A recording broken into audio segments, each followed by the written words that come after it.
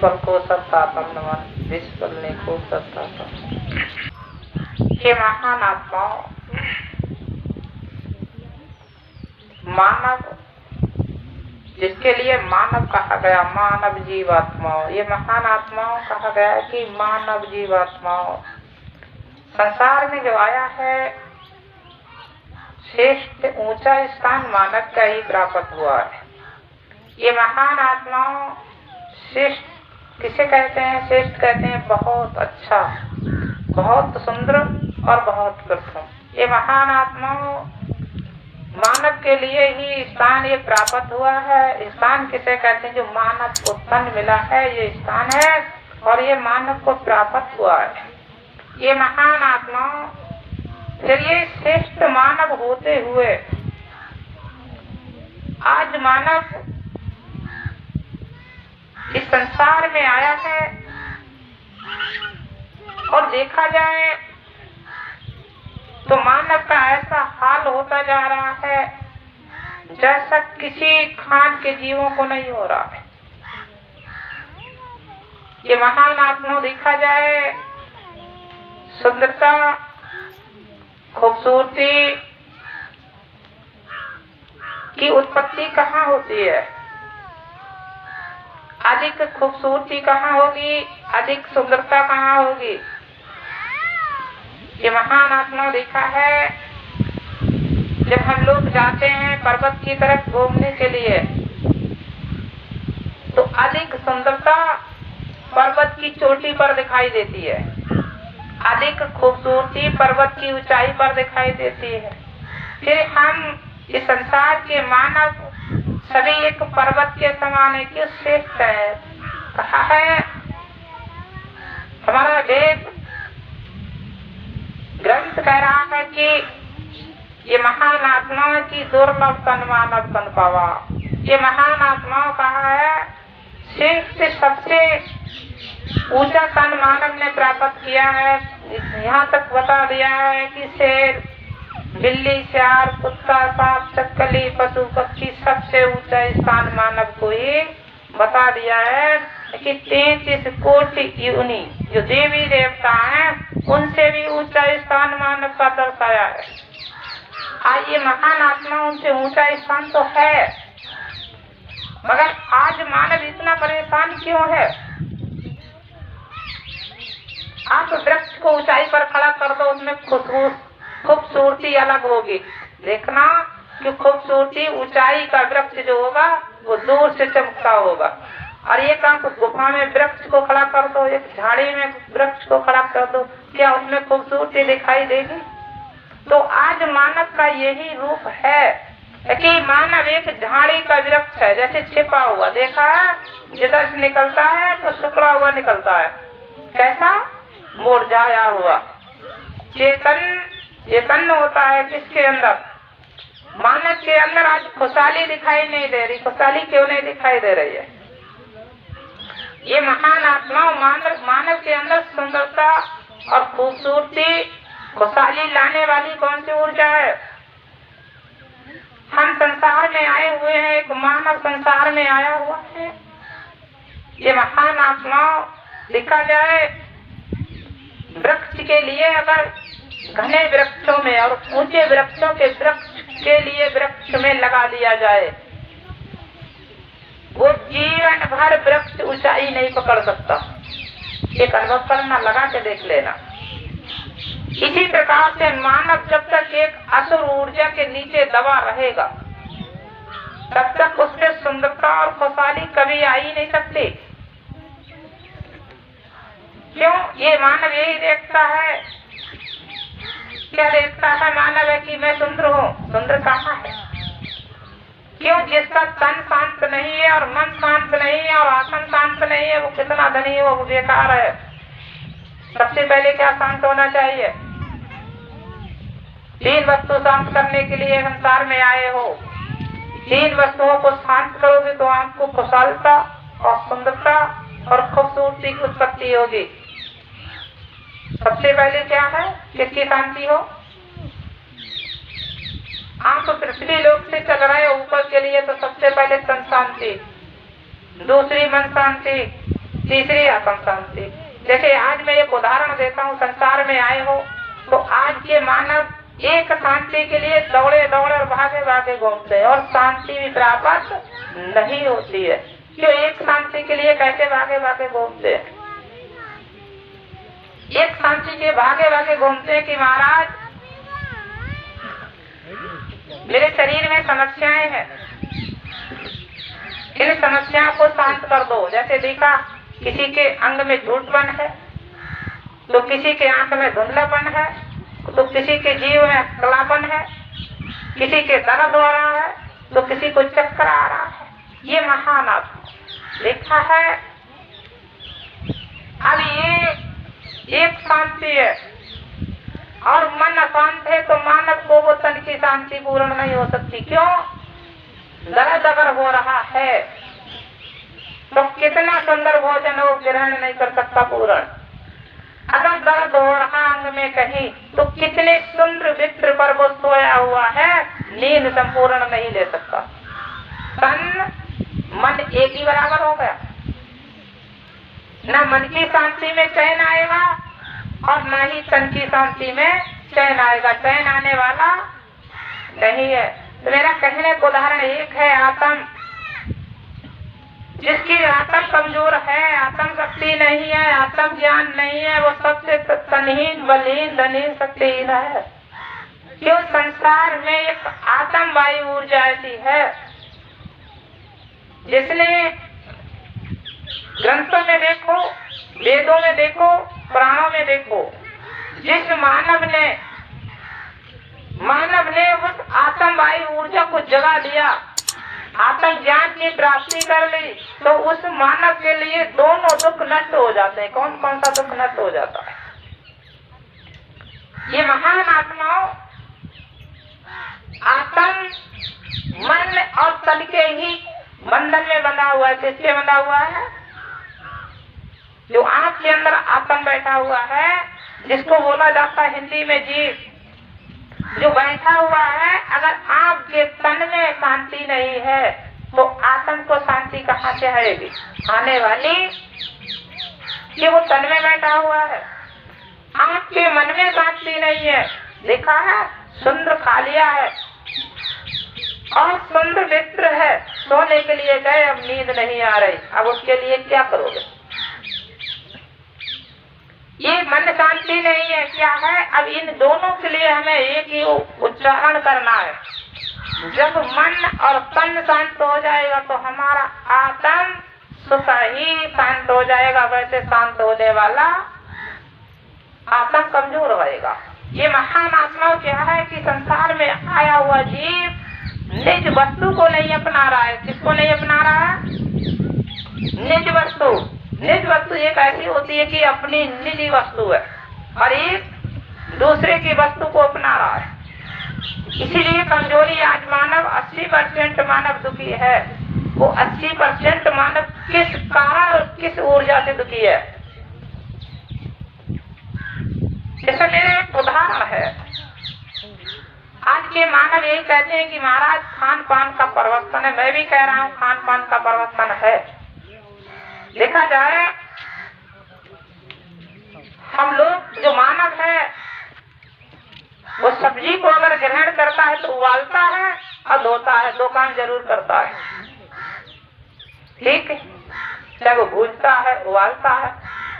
अब उबालने से जहर कम हो जाता है और धोने से भी जहर कम हो जाता है। देखा है हमारे जंगली जीव बेचारे हैं, किसी ने स्प्रे की और वैसे ही खा गया, किसने धोखे खाया? बताओ, धोखे खाया तो वो जहर तो वहाँ भी इस्तेमाल है। क्या वो जंगली जीव इतना बीमार है कि अस्पताल में भर्ती है? तो उसके अंदर भी दूषित वायु होना चाहिए।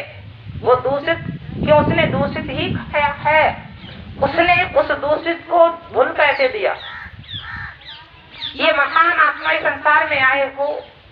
मानव के अंदर क्या है? मानव का सबसे दूषित भावना है, दूषित भावना है और दूषित कामना है और उससे भी दूषित कर्म है। अब तीनों चीजें गंदी हो गई। मन भी गंदा, इच्छा भी गंदी और तन भी गंदा। अब तीन वस्तु अगर आपकी गंदी है तो आप ये तीनों वस्तुओं को एक वस्तु से धोने वाले धो नहीं सकते, देखा है। और मानव तो एक नहीं 4 वस्तुओं को धो देता है। कैसे धो डालता है? एक कान की वस्तु, एक आंख की वस्तु, एक नाक की वस्तु, एक मुंह की वस्तु। कितनी वस्तु है मानव के पास?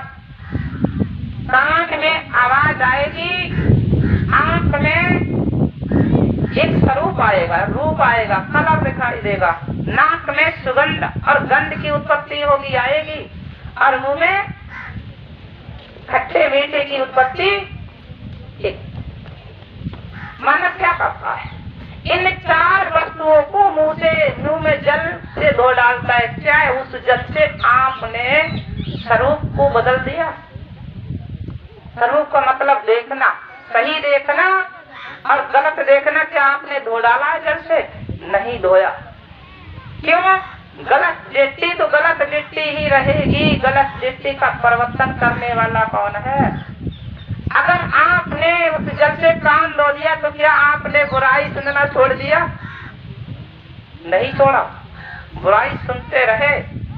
फिर देखा है आपने नाक धो डाली है तो क्या आपने गंदी वस्तु सूंघना छोड़ दी? नहीं छोड़ी।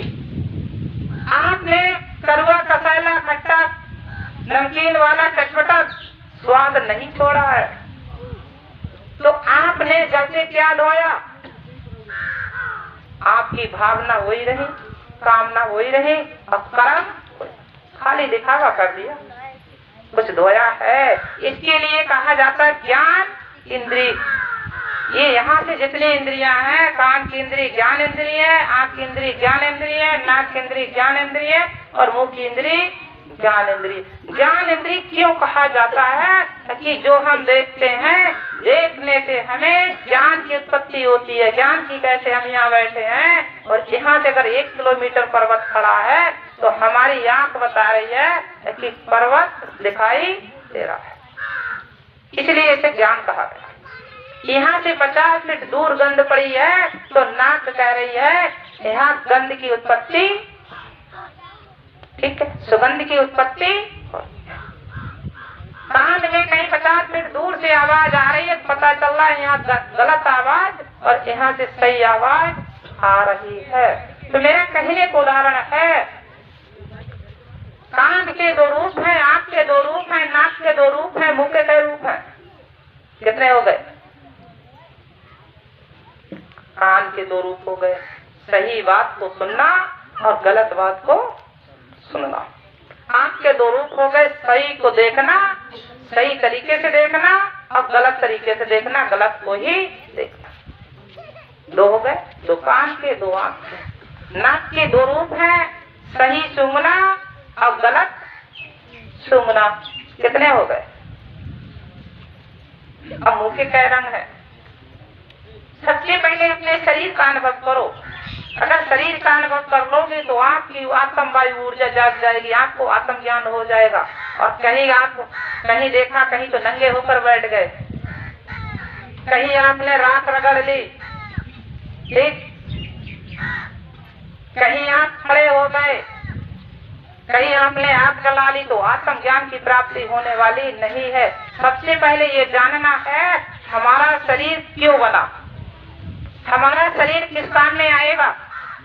हम इस शरीर से कई लोग तक का कर्म सुधार सकते हैं, और हम तो उतना ही कर्म सुधारते हैं जितना 184 करते हैं, ठीक है। ये महान आत्मा इस संसार में आए हो। मुंह के कितने रूप हैं?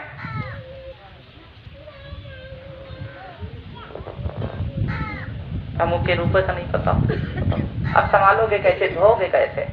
मुंह के रूपों को कैसे धोगे ये पता ही नहीं। क्या गंदगी है मुंह में? 2 आंख के, 2 कान के और 2 नाक के। कितने हो गए? 6। 1 मुंह का। मुंह स्वाद ही स्वाद देखता है, गिन के देख लो। आत्मा स्वाद मुंह नहीं देख पाता, गिनो स्वाद गिन लो कितने हैं सब। ये महान, इसीलिए उदाहरण आता है कि इन 7 स्वादों को हम जब तक को रोकेंगे नहीं। दो स्वाद आंख के हैं, दो स्वाद नाक के हैं, दो स्वाद मुंह के हैं और एक स्वाद, अब वो सात उसमें आ गए कि अच्छा ही मुंह कहेगा और गलत ही मुंह कहेगा। मगर अच्छा गलत तो कहेगा, आंख दो के लिए कहे, एक के लिए गलत कहेगी, एक के लिए अच्छा कहेगा, अब मुंह कह के लिए गलत कहेगा, कह के लिए अच्छा कहेगा। ये महान आत्मा संसार में आए हो, कड़वा, कसैला, खट्टा, नमकीन, चटपटा, सीका और फीका, कितने स्वाद हैं? सात हो गए। तो अगर आप प्रथम कौन से स्वाद को ग्रहण करोगे?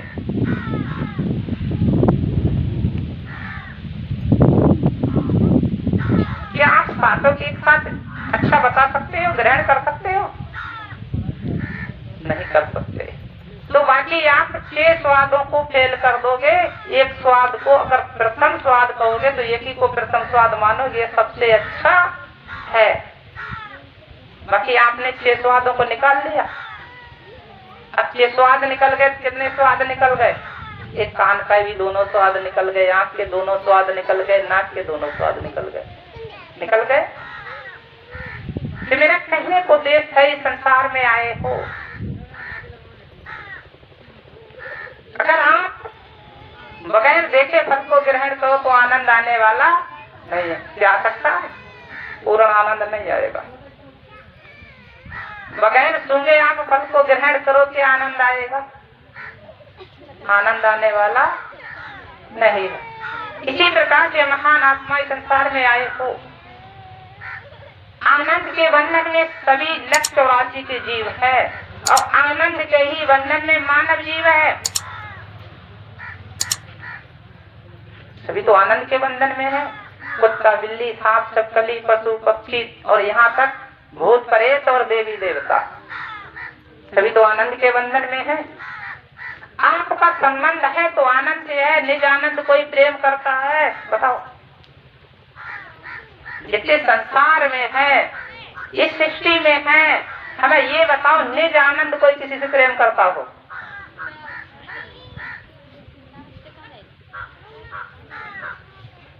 कितने लोग हो निज आनंद से प्रेम करने वाले? अगर कोई रास्ता में जा रहा है तो वहां उसके लिए जानते नहीं हो और वो कितनी तेज दोपहरी में जाता हो और तुम्हारे पास ठंडा घड़े में जल रखा हो, तो आप वो अनजान को ये नहीं कहोगे भाई रुक जा, मेरे घड़ा में जल है, पी के जा। कहोगे नहीं, जल उसको पिलाओगे तुम्हारी जान पहचान वाला होगा, वो चाहे पी के आया हो। उससे कहोगे भाई रुक तो जाओ, थोड़ी देर बैठो, जल पी के जाओ। तो आप तो आनंद में गए हो, निज आनंद में नहीं गए हो। तो मेरा कहने को उदाहरण है, आनंद वाला और आनंद से कभी पूर्ति नहीं हो सकती। क्यों? आज जो मानव आया है, जो मानव इस संसार में आया है, तो मानव क्या कर रहा है? जिससे स्वार्थ है, जिससे आनंद आ रहा है, उसी के आनंद में जा रहा है। निज आनंदी एक ही है, परम तत्व परमात्मा। परम तत्व परमात्मा के लिए आप कौन सा आनंद दे रहे हैं, हमें ये बताओ।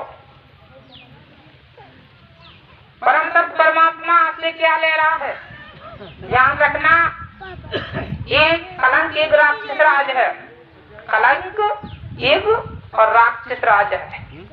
आज मानव ने आत्म ज्ञान को छोड़ दिया, आत्म वायु ऊर्जा को छोड़ दिया, आत्म शक्ति को छोड़ दिया और आपने किस किस को अपना लिया? आत्म शक्ति कैसे किसे है? आत्म शक्ति की उत्पत्ति कैसे होती है? आत्म शक्ति का मुकाम कहाँ है? संसार में सब शक्तियों का पिता कौन है? माता कौन है? ये महान आत्मा जिसको कहा है सबद ही पिता है,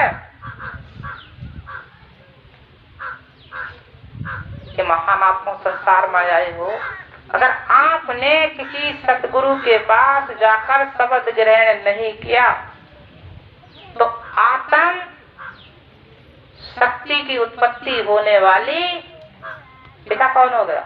ज्ञान। ठीक है।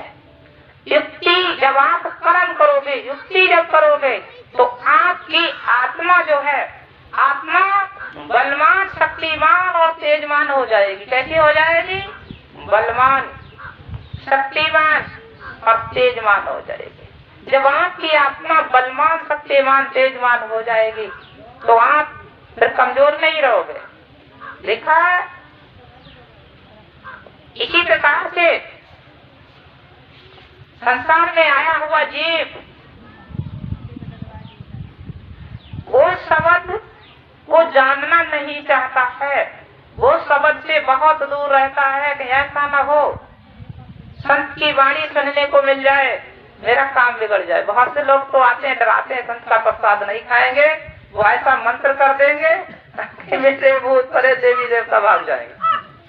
मेरा कहने का उदाहरण है, ये महान आत्मा इस संसार में आए हो,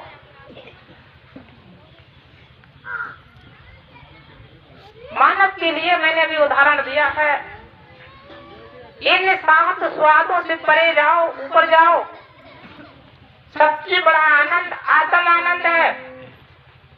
सबसे बड़ा आनंद कौन सा है? आत्म आनंद है। ये महान आत्मा ये आपके इंद्रियों का जो आनंद है, आपके द्वारों का जो आनंद है, वो कुछ समय के लिए मिला है और कुछ समय तक ही काम में आएगा। लिखा है आँख का आनंद, कान का आनंद, नाक का आनंद, हाथ का आनंद, पैर का आनंद, जितने आनंद द्वार इंद्रियों के हैं वो हमेशा आनंदकारी नहीं रहेंगे। ध्यान रखना। क्यों? जब आप लड़कपन में हो, बचपन में हो, तो बचपन में देखा हाथ होता है, छोटे बच्चे का हाथ होता है। अब दांत नहीं होते हैं, हाथ तो होते हैं और दांत नहीं होते हैं। अब फल उठा के वो मुंह में रख लेता, कटता नहीं, चिल्लाता है। जब फल नहीं कटता है तो चीखता है, चिल्लाता है। वो रोता है, किस लिए रोता है? कि मेरे मुंह में अगर दांत होते तो इसको मैं खा जाता, कितना अच्छा होता। ठीक, एक बात बताओ, जब आप वृद्धावस्था में चले जाते हो तो आपके हाथ होते हैं और दांत नहीं होते हैं। तभी दांत नहीं है और पहले भी दांत नहीं है, अब तुम सिर्फ चिल्लाते चले जा रहे हो। तब कैसे क्या बताएं, मालिक ने गलत किया, अगर दांत होते तो कितना अच्छा होता। ठीक है, तो मेरे कहने का उदाहरण है ये तो इंद्रिय है। ये आपके बुढ़ापे में आप बैठे हो और आपकी इंद्रिय पूर्ण ऊर्जामान नहीं रही और आपकी 4 पाई घाम में पड़ी है, थोड़ी देर में घाम तेजी से आ गई है, आप उठ भी नहीं पा रहे, तो 4 पाई को कैसे ले जाओगे? सोच रहे बैठे बैठे क्या करें, नाती पर नाती आ जाता तो मेरी 4 पाई हटाई जाता, हटा के देर जाता, या पड़ोसी आ जाता तो 4 पाई हटवा देता। एक बात, इन इंद्रियों का आनंद समय समय पर काम में आएगा, मगर आनंद और पर आनंद हमेशा काम में आएगा। देखा है, बच्चा छोटा है तब भी देखा है, बहुत छोटा बच्चा होता है तो आनंद बच्चे को कब आता है? मानव को आनंद जब आता है, पूर्ण आनंद जब आता है, जब वो जानने लगता है कि मेरी माता कौन सी है, मेरा पिता कौन सा है, मेरा भाई कौन सा है। आनंद आ गया, अपने को देख के हंसने लगेगा और दूसरे ने अगर ले लिया तो रोने लगेगा। वो भी क्यों? किसके आनंद में? देखा, उसके जब पूरे इंद्रियां काम करने लगती, जानने लगता खट्टा मीठा कड़वा कसैला ये आनंद है, तो देखा है मीठा होगा तो चखने लगेगा। अगर किसी ने दे दिया कड़वा नमकीन वाला तो छोड़ देगा। इसी प्रकार से उससे पहले जो बच्चा होता है, पृथ्वी लोक में जब आता है, पिंड से जब छुटकारा, अंड से जब छुटकारा पाता है, तो बच्चे के पास दो ढंग होते हैं, हंसना और रोना। बच्चे के पास दो ढंग होते हैं, हंसना रोना। मुस्काना देखा बच्चा तुम्हें नहीं जान रहा है, तुम मेरे माता हो, पिता हो, भाई हो, बहन हो। बच्चा हंस रहा है, अकेले हंसता है, कोई नहीं होता। देखा बच्चा जब तो अकेले लेटा होता है, छोटे बच्चों को अनुभव करना, तो मुस्कुराता है, हंसता है। मुस्कुराने का मतलब हंसता है, खुश होता है। और वही बच्चा है गोद में ले लेते फिर भी खुश नहीं होता, रोता है। इसी प्रकार से उस समय वो कौन सा आनंद लेता है? उस समय वो ना जान रहा है कि मेरे पिता ने गोदी लिया, ना जान रहा है कि मेरी माता ने गोदी लिया, ना जान रहा है मेरे पड़ोसी ने गोदी लिया, रिश्तेदार प्रेमी ने गोदी लिया। उस समय खट्टे मीठे का भी आनंद नहीं जान रहा। वो किसके लिए हंसता है? उसे कौन सा आनंद प्राप्त होता है? उसके लिए परम पिता परमात्मा का आनंद प्राप्त होता है और उसी से वो खुश होता है। ये महान आत्मा वहां तो किसी देवी देवता से उसने संबंध नहीं जोड़ा, ना बर्फी चढ़ाई, ना केला चढ़ाया, ना कुमेड़ा चढ़ाया, ना नारियल चढ़ाया, किसी संबंध नहीं है उसे। परम पिता परमात्मा से ही संबंध है। इनसे संबंध जब होता जब हमारा इंद्रियां द्वार चेतन हो जाते हैं, जानने लगते हैं, तब तक किसी संबंध नहीं। देखा है इसी प्रकार से महान आत्माओं, हम जवान अवस्था में आ गए फिर भी दो ही आनंद है, तीसरा आनंद नहीं है। दुख और सुख, अपना और पराया। यहाँ तक लास्ट सीमा तक चले जाते हैं। जब शरीर छूट जाता है फिर तुम्हारा कौन होता है? लास्ट में कौन बचता है? लास्ट में एक वृद्धावस्था में चले जाते हो, बुजुर्ग हो जाते हो, चार पाए जुट नहीं पाते हो, तो किसे बुलाते हो? एक बात बताओ, यहाँ बहुत से भक्त बैठे हुए हैं, बहुत से भक्त बैठे हुए हैं, नाहर जाहर जखई मामला रापा मरी जिंद जिन्नात को मानने वाले। मरते समय किसके मुंह से सुना कि महाराज जंहर बाबा हमें ले जाओ? किसी के मुंह से सुना?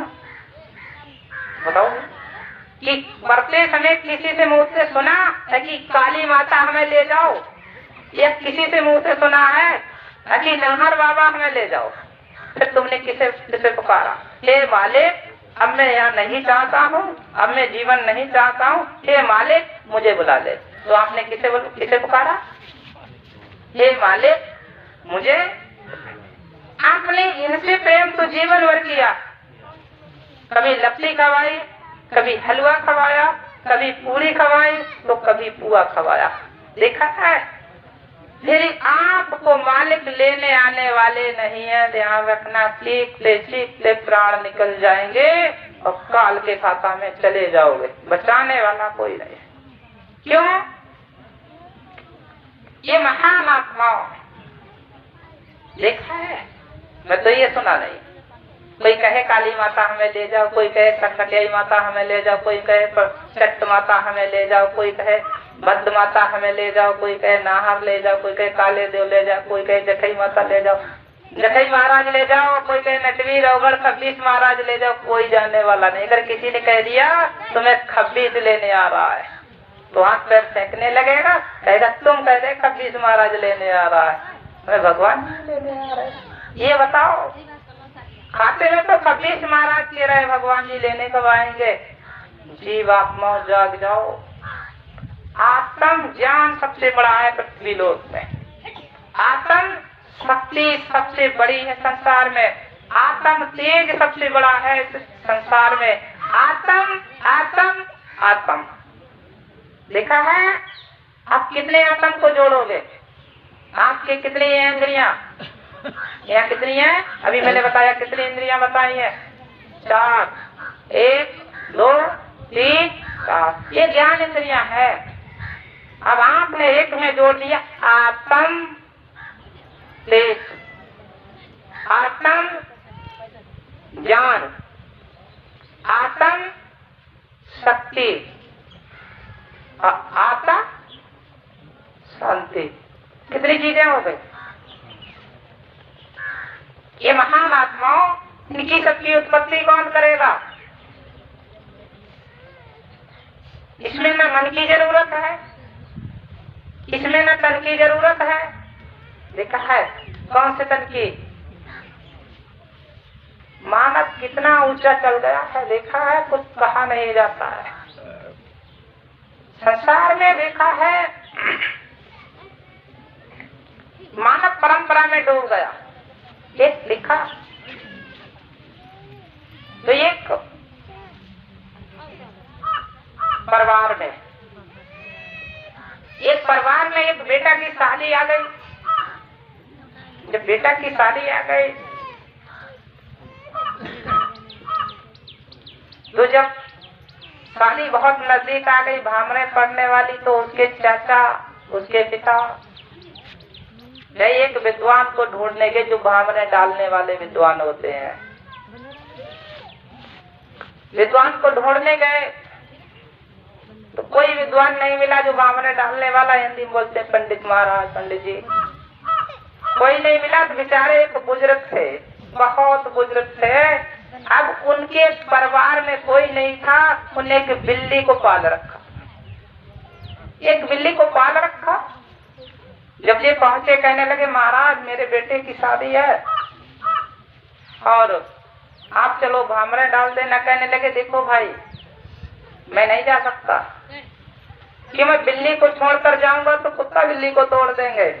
तो कहने लगे नहीं महाराज चले चलो, ऐसा करो बिल्ली को थैला में रख लो और मेरे घर ले चलो। उन्होंने बिल्ली को थैला में रख लिया और रखने के बाद जब पहुंचे तो कहने सोचा कि बिल्ली भाग जाएगी, कुत्ता तोड़ डालेंगे। तो कहने लगे नहीं महाराज, बिल्ली को इस मड़ई से बांध दो, भागेगी नहीं, कुत्ता नहीं तोड़ेंगे। उन विद्वान जी ने क्या किया, उस बिल्ली को मड़ई से बांध दिया और मड़ई से बांध दिया। उस परिवार में बेटा की शादी, भामरे डालना चालू कर दी। अब बिल्ली बंधी है, मंत्र लगा रहे हैं, भामरे पड़ रही है। देखा उसका एक छोटा भतीजा था, होशियार थोड़ा था, वो देखता रहा कि मेरे चाचा की जब भामरे पड़ी तो मड़ई से बिल्ली बंधी थी। थोड़े समय बाद क्या हुआ कि उस बेटी की शादी आ गई। अब बेटी की जब शादी हो गई तो विद्वान की फिर जरूरत पड़ी। अभी फिर गए विद्वान को लेने के लिए, तब तक वो विद्वान बुजुर्ग थे, वो शरीर छोड़ चुके थे। अब वो शरीर छोड़ चुके थे तो वही दूसरे विद्वान को बुला के लाए। अब वो विद्वान जब दूसरे बुल के आए तो बेटा जैसे ही भामरे डालने पाया, बेटा उठ के खड़ा हुआ, कहने लगा नहीं इनको हटाओ, हम भामरे जब डलवाएंगे, हमारे चाचा की भामरे पड़ी थी तो मड़ई से बिल्ली बंधी थी, हम भामरे जब डलवाएंगे जब विद्वान बिल्ली को मड़ई से बांधेंगे, भामरे नहीं डलवाएंगे। तो देखा है ये महान आत्माओं, आज परंपरा में मानव डूबा जा रहा है। ये संसार में आए हो, यही मानव तन मिला है ऊंचा स्थान। आज मैं जो बात करता हूँ, आज 80% मानव जो हैं असुर वायु दूषित आत्माओं से पीड़ित हो चुके हैं। किससे? असुर वायु दूषित, दूषित का मतलब बहुत गंदे स्वभाव, गंदे कर्म की आत्माएं, गंदे रूप को धारण करने वाली आत्माएं, गंदे रोग की उत्पत्ति करने वाली आत्माएं। असुर, असुर किस लिए कहा गया? उनको दया नहीं है, दया भाव नहीं है। ये महान आत्माओं, मानव जो है उनकी उत्पत्ति इतनी हो गई है कि 80% मानव परेशान हो गया है। फिर भी देखा जाए 80% मानव किस स्वभाव का है? असुरीय स्वभाव का है, दिव्य स्वभाव का नहीं है। असुरीय भावना है, असुरीय कामना है और असुरीय ही कर्म है। अब एक बात बताओ, सब तो असुरीय असुरीय असुरीय, तो 3 असुरी और बचा ईश्वर। ईश्वर का ऊपर का डंडा छोड़ दिया और असुरी असुरी असुरी के तीनों डंडा पकड़ लिए। देखा है मेरा कहने को उदाहरण, ये महान आत्माओं संसार में आए हो,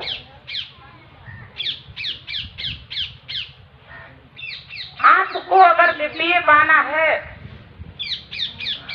तो आत्म वायु शक्ति, जिसको हम बोलते हैं सुरत योग साधना, जिसको अभी हमने कहा आत्म तेज।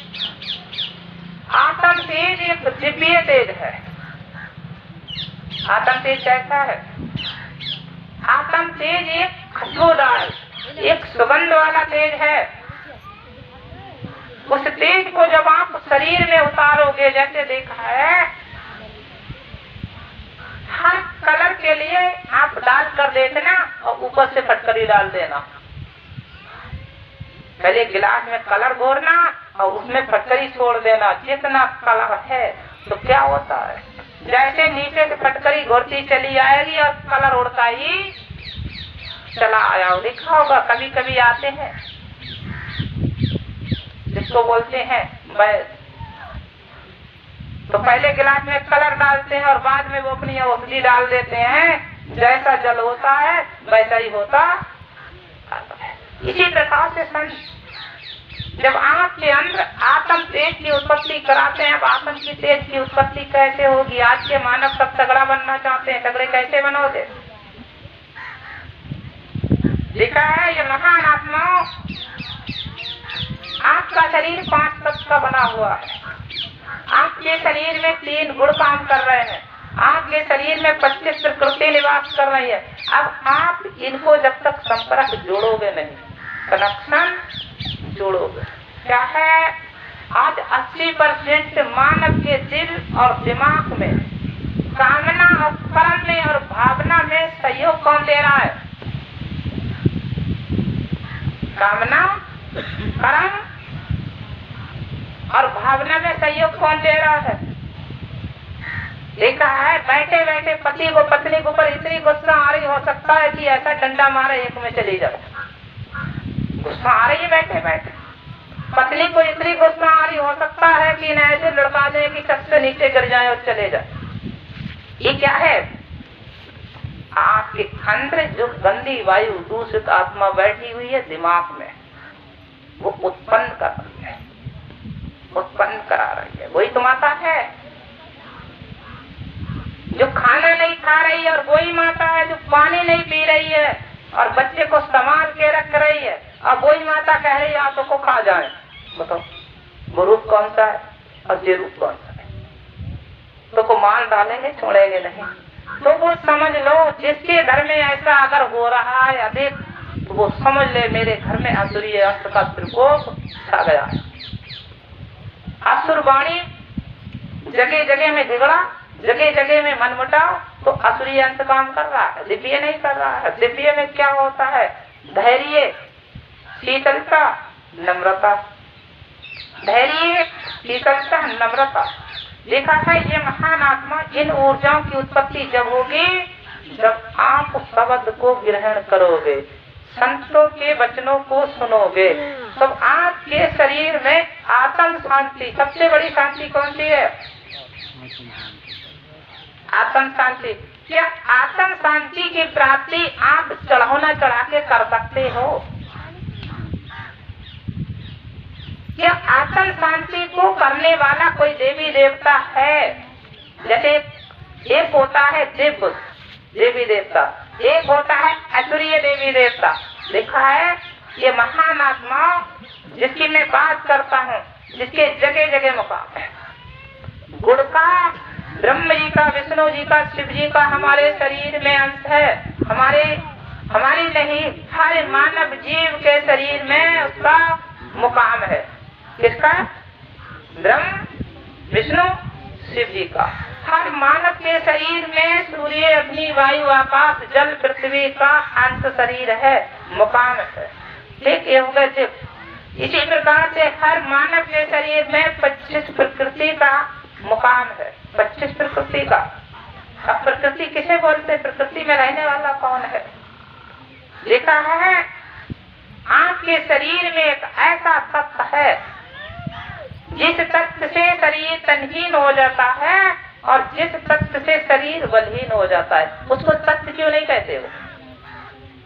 उसको निज तत्व क्यों नहीं कहते? उसको क्या कहते हो? लिखा है, अगर कोई भी बच्चा बैठा हुआ है और वो मन के तत्व से कहने लगे आज मेरा शरीर काम नहीं कर रहा है, आज मेरा शरीर काम नहीं कर रहा, वो खाली सोचने लगे और ज्यादा नहीं 3 घंटा सोचे, चौथे घंटा में उसका शरीर काम करना कम कर देगा। ठीक, तो कौन सा तत्व है?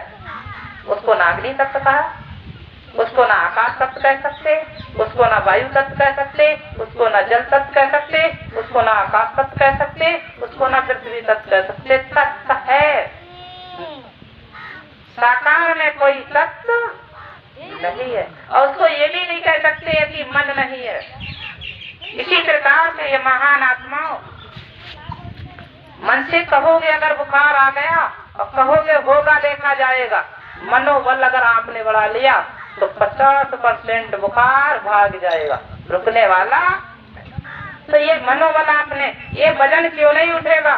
सागर लगाओगे तो अधिक वजन उठा दो और बैठ गए ये नहीं उठेगा, नहीं उठेगा तो नहीं उठेगा।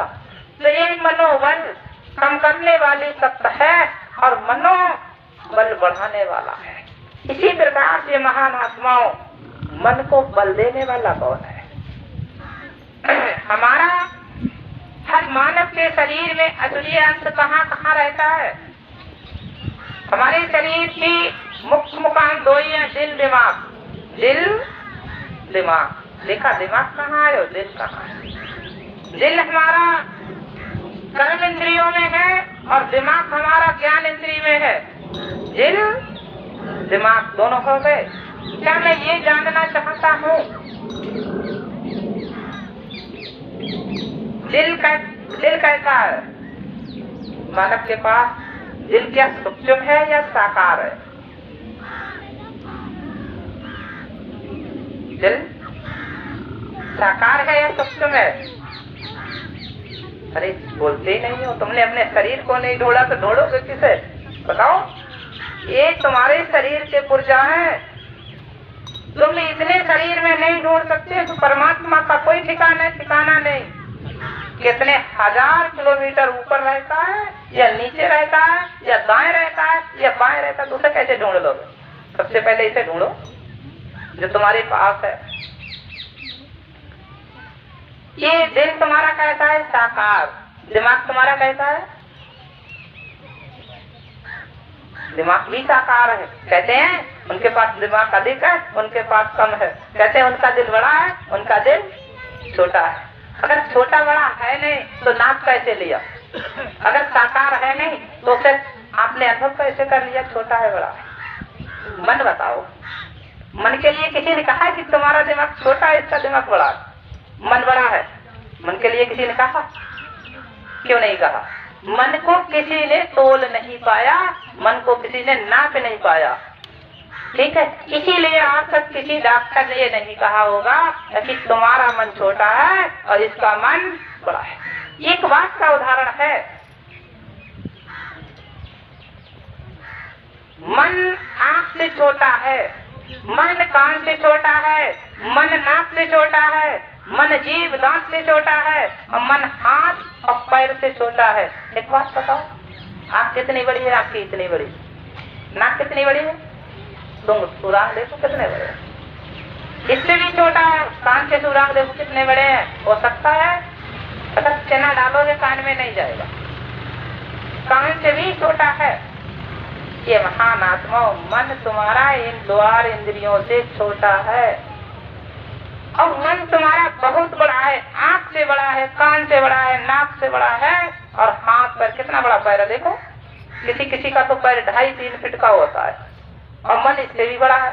मन तुम्हारे पूरे शरीर से बड़ा है। किसी का शरीर 6 फीट से भी लंबा होता है। बताओ, मन शरीर से भारी है, शरीर से भारी है। एक बात बताओ, मैंने देखा किसी का शरीर 80, 85, 50, 60 किलो का होता है और मन उससे भी बड़ा है। बताओ, आप बताओ अब कैसे मन को संभालोगे?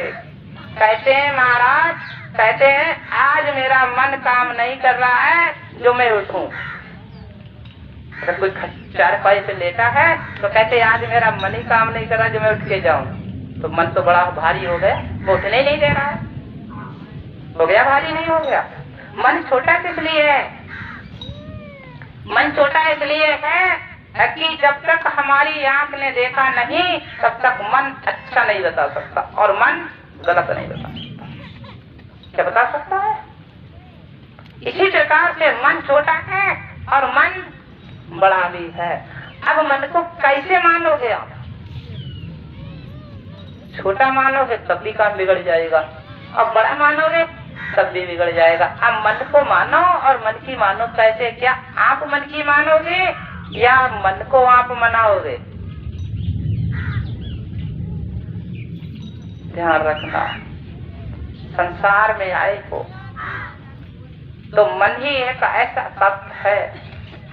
मन भूत के पास है और मन देवता के पास है, मन पशु के पास है, मन पक्षी के पास है, मन कीट के पास है और मन पतंगे के पास है। अब मन ही मानव के पास है। मन ही तो है मानव के पास। तो मेरे कहने को उदाहरण एक है, अगर आपने अपने मन को वश में कर लिया तो आप यमराज के मन को वश में कर लोगे। किसके? यमराज के, जमराज के और कर्मराज के। कितने राज हैं? आपसे ऊपर कितने राज हैं? अरे ऊपर से देखो तो किया लगा के कितने राज बैठे हैं। मेरी तरफ मत देखो। एक है धर्मराज, एक है यमराज, ठीक, एक है जमराज और एक है कर्मराज। कितने राज हैं? 4 राज हो गए। अब सबसे राजमान राजा कौन है? शक्तिमान राजा कौन है? बदमाश राजा कौन है? तेजमान राजा कौन है? धर्मराज कैसे है? मुझे बताओ, धर्मराज है कैसे? अरे अब इन्होंने बात कर दी है कि सबसे बढ़िया धर्मराज है। मैं मानने के लिए तैयार हूँ, मैं मानने के लिए तैयार हूँ।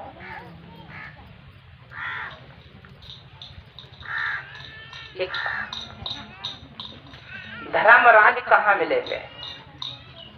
धर्मराज कैसे मिलेंगे और धर्मराज कब मिलेंगे? जन्म लेंगे तब मिलेंगे या मानव तन में रहेंगे तब मिलेंगे या मरने के बाद जाएंगे तब मिलेंगे?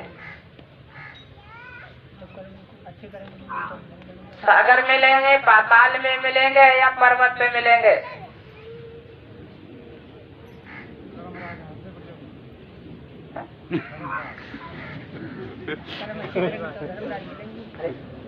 एक बात, संसार में ये कौन कहता है कि मैं गलत कर्म कर रहा हूँ? चोर के पास जाना, ज्वारी के पास जाना, ग्रेट कार्ड के पास जाना, छलिया के पास जाना, कपटी के पास जाना, निंदी के पास जाना, निंदक जिसे बोलते हिंदी में निंदक, इनके पास जाना, कहना भैया तुम क्या गलत करते हो? तो क्या तुम्हें गलत का परिणाम देगा? डंडा लेके भगा देते हैं। इतना अच्छा कर्म करते हैं, उसे कहते गलत करते हो और कैसे करके देख लेना।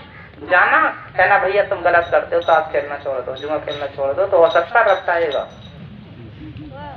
निंदक के पास चले गए, भैया तुम गलत करते हो, निंदा करते हो, तो हो सकता है कि डट जाएगा मामले। तगड़े पर गए तो भाग जाओगे, नहीं तो वो सही करेगा। बता, आज संसार में 80% नहीं 99% क्या सही कर रहे हैं या गलत कर रहे हैं? धर्मराज का खाता 1% है। कितना है? 1%। और 99 खाता यमराज का है, जमराज का है और कर्मराज का है। बताओ, धर्मराज का खाता कहाँ है? 1%, और वो भी एक नहीं अब बताओ धर्मराज कैसे मिलेंगे? आप धर्मराज की प्राप्ति जब कर सकते हो जब कर्मराज को भगा दो, लाठी लेके रपटा दो, यमराज को भगा दो और जमराज को भगा दो, तब धर्मराज से मिलन होगा। अब बताओ क्या भगा सकते हो? बताओ भाई। एक बात, कितने लोग हो भाई हमारे चेलर तो हैं तीर को भगाने वाले? आप लोग कितने हो? जब कर्मराज को भगा दोगे, यमराज को भगा दोगे और जमराज को भगा दोगे और धर्मराज से मिलन करोगे। देखा है कर्मराज कौन है आपके शरीर में? कर्मराज का मुकाम कहाँ पे है? अच्छा थोड़ू लाठी लेके जंगल में भाग गए, गन्ना तोड़ डालोगे, हाथ पैर तोड़ डालोगे, न यमराज मिलेंगे न जमराज मिलेंगे। अब बताओ कर्मराज का मुकाम कहाँ है? नहीं सबसे कैसे भगा सकते? हमें पता चलेगा कि यहाँ एक जहरीला सर्प बैठा है। ठीक, जब हमें पता चलेगा जहरीला सर्प बैठा है तब हम पत्थर से उसको मार सकते हैं और भगा सकते हैं। और वो एक झाड़ी में और बिल में बैठा है, तो क्या पत्थर से मार सकते हैं या भगा सकते हैं? बताओ धर्मराज कहाँ बैठा है?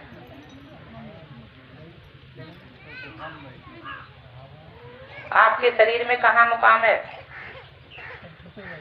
सब छिपे बैठे हैं। एक बात बताओ, छिपे सुबह बैठे हैं मगर कर्मराज कहाँ बैठे हैं? हमें ये भी तो ज्ञान होना चाहिए। हमारा एक उदाहरण है, जब तक हम अपने शरीर का हाल नहीं जान सकते, जब तक हम अपने परिवार का हाल नहीं जान सकते कि रसोई में क्या क्या रखा है, तो रसोई का पूर्ण आनंद ले सकते हैं? कभी नहीं मिलेगा। हम अपने मकान का हाल नहीं जान सकते, परिवार में क्या का वस्तु रखी है, तो हमें क्या उस परिवार का आनंद मिल जाएगा?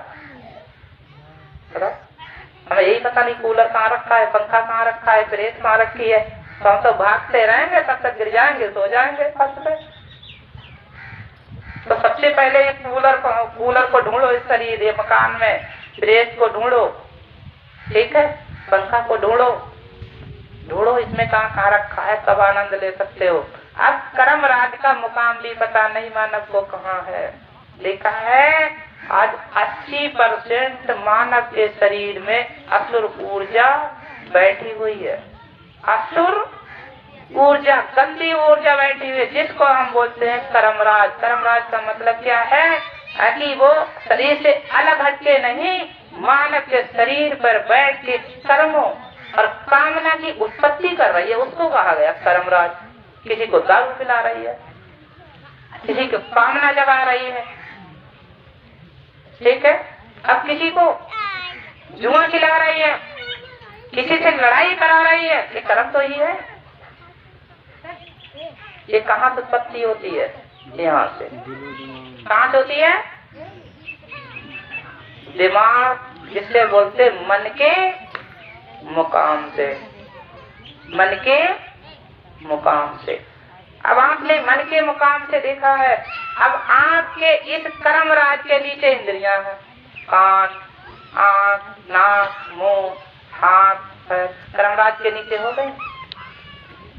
अब आप अगले बढ़े, जब अगले बढ़े कहीं आप पहुंचे किसके पास? जमराज के पास।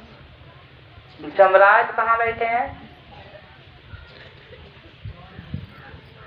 जमराज कहाँ बैठे हैं? देखा है जमराज के पास पहुंचे, कोई तो ले गया पुआ, कोई ले गया पूड़ी, कोई ले गया खीर, कोई ले गया हलवा, कोई ले गया लबड़ी। देखा है? तो वो जमराज आज बकस नहीं रहे हैं, ठीक है।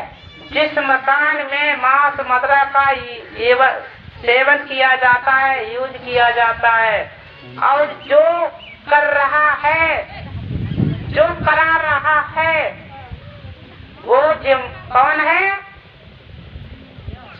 कौन है? के दो रूप हो गए, करना कराने के दो रूप हो गए। आपने अगर बकरी की घेंट काटी तो आप कौन हुए? धर्मराज, जमराज हुए। अब आपने बकरी को खवाया, जिसको खवाया वो कौन हुआ? धर्मराज। चढ़ाया या खवाया वो कौन हुआ? तो क्या कहोगे? आप हो गए जमराज और वो हो गया यमराज, कि वो उसकी आत्मा को हरे ले जा रहा है। एक बात बताओ, कर्मराज तुम्हारे पास, यमराज तुम्हारे पास और जमराज तुम्हारे पास, तुम धर्मराज के पास जाओगे कैसे? तुमने दारू पी, तुम्हारा रूप कैसा बना? धर्मराज का, यमराज का या जमराज का? यमराज का हो गया। आपने पशु काटा, पक्षी काटी, कैसा हो गया? यमराज का, जमराज का। तो भैया जमराज के घर जमराज जाएंगे, तुम दोस्ती किससे करते हो? जमराज से, यमराज से, अब कर्मराज से। धर्मराज के खाता में जाने वाले कितना बड़ा पुजारी हो, कितना बड़ा विद्वान हो, कितना बड़ा ज्ञानवान हो, अगर इन चीजों को यूज कर रहा है और करा रहा है, उसके पास धर्मराज का नाम निशान नहीं होगा, वो मरने के बाद भूत बनेगा, भोगों को भोगेगा। बचने वाला कितना कहे हमें भगवान ले जाओ, हमें भगवान ले जाओ, भगवान ले जाने वाले नहीं, कि उन्होंने नाता जमराजों से और यमराजों से जोड़ा है, वही ले जाएंगे। छोड़ने वाले आज 80% यही हाल है, दया नहीं हो रही। पीढ़ियों से दादा ने खवाया, ये नहीं कह रहे कि खवाओ, पेट नोचते जा रहे, मार डालेंगे, छोड़ेंगे नहीं, ले जाएंगे। ठीक, तो 80% आज मानव इस वायु दूषित आत्मा से पीड़ित हो चुका है। ये महान आत्मा जागो। अब यमराज और जमराज रहते कहाँ कहाँ, ये तो बताओ। अगर आप तांत्रिक के पास जा रहे हैं तो कई % तांत्रिक दारू पीने वाले हैं और पशु पक्षी की बलि लगाने वाले हैं। ठीक है, अब वो जिसको बलि लगा रहे हैं वो कौन सा देवता होगा? क्या धर्मराज होगा? क्या दया करने वाला होगा? जब वो एक पशु के बच्चे पर दया नहीं कर रही तो क्या तुम्हारे बच्चे पर दया करेगा? देखना शेर क्या होता है। शेर मानव को खाना छोड़ देता है, कहता और अच्छा मिला। इसी प्रकार से जो पशु को खा रहा है तो मानव को भी खाएगा, छोड़ेगा।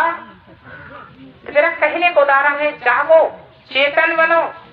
आज मानव के ही शरीर में वो असुरी अंश 80% छा गया, दिल दिमाग में।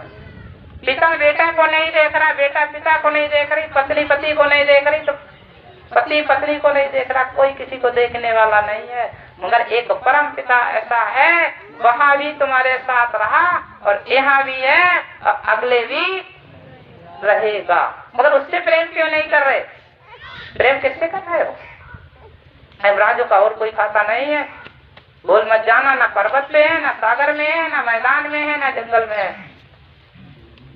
इसीलिए गैया चाल मचरा और आने वाले घर घर में यहाँ पता आएगी, बचेगा नहीं। ध्यान रखना, कितना धनी हो, कितना ज्ञानमान हो, कितना बलवान हो, कितना रूपमान हो, कोई मतलब नहीं। क्यों? घर घर में यहाँ पता आएगी। लिख लो, 99% भूत प्रेत खेलेंगे, देवी देवता खेलेंगे। किस देवी देवता की बात हो रही? जो देवी देवता है वो दिखाई नहीं देता है। जो दिव्य ऊर्जा है, दिव्य ऊर्जा का मतलब सरस्वती, ब्रह्मणी, लक्ष्मी। ठीक है, अब देखा सरस्वती, लक्ष्मी, ब्रह्मणी, पार्वती, ये ब्रह्मा और विष्णु और सब जी का डायरेक्ट अंश है। कैसा है? डायरेक्ट अंश। फिर देखो, आज शक्ति, आज भवानी, अष्टांगनी, अलग ब्रह्म, सूर्य, वायु, अग्नि, जल, पृथ्वी, आकाश, इनमें से कोई देवता आया तुम्हारे पास है कि हमें कुछ दो हुआ? भगवान कोई आया आज तक? किसी को सताया आज तक? छल कपट हुआ? तो कोई लक्ष्मी बन गई, तो कोई ब्रह्मणी बन गई, कोई सरस्वती बन गई, कोई आद भवानी, कोई शक्ति बन गई, ऐसा कुछ नहीं है, ध्यान रखना। ये जमराज ही भागे भागे घूम रहे हैं, ये यमराज ही दौड़े दौड़े घूम रहे हैं, इनसे बचना मुश्किल है। आने वाले समय में अगर बचना है तो आत्म शक्ति को अपना लो, मिलन करो, उस ऊर्जा को जगाओ। जिस ऊर्जा से तुम्हारा शरीर संपूर्ण बना है, किस ऊर्जा से बना है? कर्मकांड से बना है। पूरे शरीर के लिए ब्रह्मा जी ने नहीं बनाया है, पूरे शरीर के लिए ब्रह्मा जी ने नहीं बनाया। कहोगे महाराज जी कह रहे पूरे शरीर के लिए ब्रह्मा जी ने नहीं बनाया। ब्रह्मा जी ने, इसीलिए ब्रह्मा जी मेट नहीं सकते, क्यों? ब्रह्मा जी ने बनाया अंड। अंड में क्या आता है? अंड का तत्व क्या होता है? अब बताओ, अंड का तत्व क्या होता है? कौन कौन सा तत्व होता है अंड में? है? नहीं, अंड पिंड में एक तत्व होता है, जल तत्व। अंड में कितने तत्व होते हैं? अंड में पृथ्वी होती है। अंड में पृथ्वी, जिसे बोलते मांस का आकार बन जाता है, वो है पृथ्वी तत्व। अंड में पानी होता है, जिसे बोलते जल तत्व। ठीक है। अंड में वायु तत्व होता है, अंड में अग्नि तत्व होता है, अंड में आकाश तत्व होता है। तो मेरे कहने को उदाहरण है, क्या इन पांचों तत्वों के लिए ब्रह्मा जी ने बनाया है?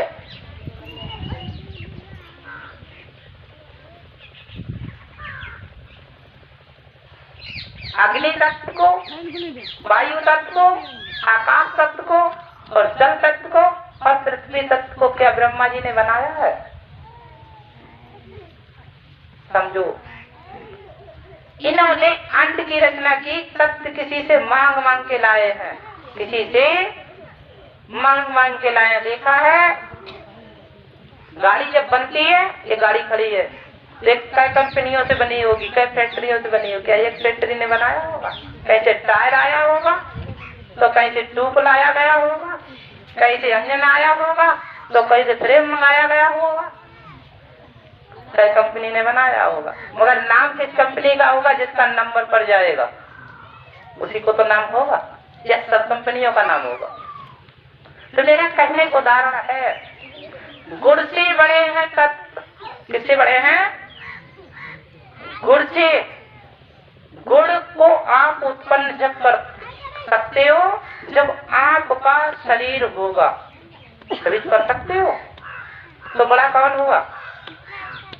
शरीर। शरीर से बड़ा है मन। जब आपका मन संचालन सही करेगा तो आप कर्म कर सकते हो, गुड़ की उत्पत्ति कर सकते हो। वैसे अब एक मुकाम का मन, एक मुकाम का हो गया शरीर और एक मुकाम का, तो सृष्टि में आता है कर्म। मानव का एक बंडल बांध दिया जाता है। पिंड से अगर सब तत्व होते तो मानव को जलने के बाद सब तत्व नष्ट हो गए होते। न भूत बनता, न देवता बनता, न पाप होता और न पुण्य होता, न नरक बनता न स्वर्ग बनता। जैसे देखा, पृथ्वी से ही लकड़ी उगती है और जलने के बाद पृथ्वी में ही मिलता है।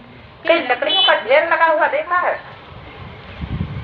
अरे एक ही लकड़ी आई, चली कहाँ गई? कहीं जल गई, किसी को दीमक ने खा लिया, कहीं गल गई। कौन सा तत्व बन गई? लास्ट में पृथ्वी तत्व बन गई। देखा है? इतना पर्वत का ढेर है पत्थर का। बताओ, पत्थर तो आज देखा है अरबों वर्षों से पत्थर ढो ढो के आ रहा है हमारे। आज तक तो ये जमीन सब पत्थर से पिट गई होती, पत्थर कहीं अधिक दिखाई देता है। जितने तत्व हैं, जल रोज बरसता है, इतना रोज, जैसे हर साल बरसता है, अरबों वर्षों से बसता चला आया है। अगर वो जल कहीं अगर इकट्ठा होता तब तक पृथ्वी डूब गई होती। तो मेरा कहने को उदाहरण है, मगर मानव शरीर एक ऐसा है कि जलने के बाद बचता है। अगर बचता नहीं तो आज घर घर देवी देवता भागे भागे घूम रहे हैं, भागे भागे। एक बात बताओ, क्या भगवान सता रहा है या ईश्वर सता रहा है? सता कौन रहा है? ईश्वर की इतनी उत्पत्ति, भगवान की इतनी उत्पत्ति हो गई है, देवी देवताओं की इतनी उत्पत्ति हो गई जिसका समार नहीं, और इतना ही मानव को कलेश बढ़ गया जिसका समार नहीं। सही क्या हुआ? तो सही हुआ? एक बात बताओ, फूल लगाओगे तो सुगंध आएगी या गंध? सुंदरता बढ़ेगी या आपको सुंदरता बढ़ेगी? तो फिर आज आप सुंदरता क्यों है? आज कलेश क्यों है संसार में छाया हुआ? इसका मतलब फूल आपने कामयाबी लगाए ही नहीं, गंध वाले फूल लगा दिए, सुगंध वाले लगाए ही नहीं। तो संसार में आए हो, जागो। सिर्फ एक ही रास्ता है धर्मराज की, बाकी जितने रास्ता हैं यमराज की। ये देखो, यमराज की और जमराज। अगर आप आंख से देख रहे हो तो जो काल की है, काल की है तो कैसी है? यमराज जमराज की होगी। कान से सुन रहे हो तो काल का है, अगर नाक से सूंघ रहे तो काल का ही इंद्री है, मुंह से अगर चख रहे तो काल की इंद्री है। जितने द्वार इंद्रियां हैं ये सब काल के ही हैं। अब काल काल काल काल काल काल और कल काल, ये संसार में आए हो। दयाल का कितना अंश बचा तुम्हारे शरीर में? कितना अंश है दयाल का? दयाल दयाल दयाल दयाल चिल्लाते घूमते, धर्मराज धर्मराज चिल्लाते घूमते। तो सब यमराज के हैं। देखोगे तो तोड़ोगे, सूंघोगे तो तोड़ोगे, सुनोगे तो पकड़ोगे। एक बात बताओ, अरे सुंदर फल दिखा दिया, दिखाई दे गया तो तोड़ डालोगे, कच्चा क्यों ना हो। उसके लिए कौन बने? काल बने। बढ़िया सुगंध आ गई तो तोड़ लिया, सूंघने लगे, इसके लिए कौन बने? काल बने। अगर सुंदर आवाज आ गई तो उसे पकड़ लिया, तो ये नहीं देखा इसे दुख हो रहा, कितनी अच्छी आवाज आ रही। ये सब काल की वस्तु है। सिर्फ इतना मस्तक है तुम्हारा, इतना, ये इतना मस्तक है दयाल का। आप बताओ, ये है धर्मराज का, ये है दयाल का। अब बताओ भाई, 3 दिन के लिए बैठ जाना, न सुनना, न बोलना, न सूंघना, न चखना, न पकड़ना, न हिलना। ठीक? 3 दिन के लिए चुपचाप बैठ जाना। तुम्हारी पत्नी सख्त नाराज, पति बैठ गया तो पत्नी सख्त नाराज, और अगर पत्नी बैठ गई पति सख्त तुम्हारा रोज रोज पता नहीं समाधि लगा गई, भोजन कौन बनाए? ठीक है? बहू बेटा जितने हित प्रेमी रिश्तेदार कहेंगे अब ले चलो जल्दी दफना दो, इसमें कुछ नहीं रहा। एक बात बताओ, संसार में आए हो, ये देवी देवता भी अगर त्योहार हो, एक जैसे होली दीपावली में, एक उदाहरण देता हूँ। आप पूरी ले लेना, पकवान लेना, लपड़ी और सब चीज ले लेना, और जाके ना बोलना, ना देखना, ना सूंघना, चुपचाप बैठ जाना। ठीक? अब उठ के चले आना मिठाई छोड़ के, कोई देवता खुशी नहीं होगा। क्यों? तुम तो बोले ही नहीं है कि आप वो खा जाओ। अरे खाएगा कैसे बेचारा? जब तक तुम बोलोगे नहीं तब तक ग्रहण नहीं कर सकता। अगर ग्रहण कर ले तो 10-10 कुंटल की दुकानें हैं, एक दुकान पे 10-10 कुंटल भी मिठाई रहती। वो तो चाहते और बांध के ले आते, क्यों नहीं खा पाते? अरे फल भी बिक रहे हैं मंडी में, मिठाई भी बिक रही है मंडी में, तुम्हारे पास क्यों आते? मिठाई दे दो, नहीं मार डालेंगे। क्यों? सबसे बड़ा ये है तुमसे कनेक्शन जुड़ा हुआ है, इसीलिए ये कनेक्शन ही नुकसानदायक है। परंपरा में डूबे जा रहे। जागो। सतयुग में कुछ नहीं था, सतयुग में एक ही द्वार था, सीधे बैठ जाना, ना बोलना, ना सुनना, ना चखना, ना पकड़ना, खाली इस द्वार को खोलना, ध्यान लगाना। सतयुग के लोगों के पास कुशलता ज्यादा थी, आत्म शक्ति ज्यादा थी। देखा है? एक बात बताओ, वो कौन सी ऊर्जा थी? सती अनसुईया का तत्व की थी। सती अनसुईया के पास कै तत्व थे? 5 थे। सती अनसुईया किस देवता को पूजती थी? पति परमेश्वर। पति कै तत्व का था? 5। पति कौन से लोक में रहता था? सती अनसुईया कौन से लोक में रहती थी? मृत लोक में रहती। एक बात, सती अनसुईया ने ब्रह्मा जी को, विष्णु जी को, शिव जी को वश में कर लिया था। कर लिया था। आप तो निरीपतवर्ता पत्नी है, चुड़ैलिया को वश में क्यों नहीं करो? अरे भाई, मैं गलत तो नहीं कह रहा हूँ, बताओ। ये तो 5 तत्व की है। कमी क्या है? कमी मैं बता रहा हूँ। इनमें नर नारी, इसमें नारी निरी बैठी है, ठीक है, और इसमें नर निखर बैठे हैं, नर बैठे हैं, निरी नारी बैठी है। अगर सत्य बात का ज्ञान दिया जाए तो इनमें निरे नर ऐसे होंगे जिनने मसानी माता के पैर छुए होंगे। मसानी माता, मान जाओ, खा जाओ, खुशी रहो, नाराज मत हो जाना। किसकी माता? मसानी माता है। किसकी माता? ये अगर नहीं छुए तो बताओ भाई, नहीं छुए? छुए हैं कि मानना होगा? अरे एक बात बताओ, मेरा एक उदाहरण है, मेरा एक बात बताओ, अगर नहीं छुए, वो हाथ बहाथ उठाए और कहे महाराज हमने नहीं छुए, जब वो किसी की मृत्यु हो जाती है, शरीर छोड़ जाते हैं, तो संस्कार करके जब आते हैं, संस्कार करके जब आते हैं तो मीठा जल ले जाके तिराए और चौराहे पे छोड़ते हैं, दोनों हाथ जोड़ के, या एक लोटा से छोड़ देते हैं। वो कौन माता है? मसानी माता। ठीक। अब उस माता के पैर छुए, माता मान जाओ। एक बात बताओ,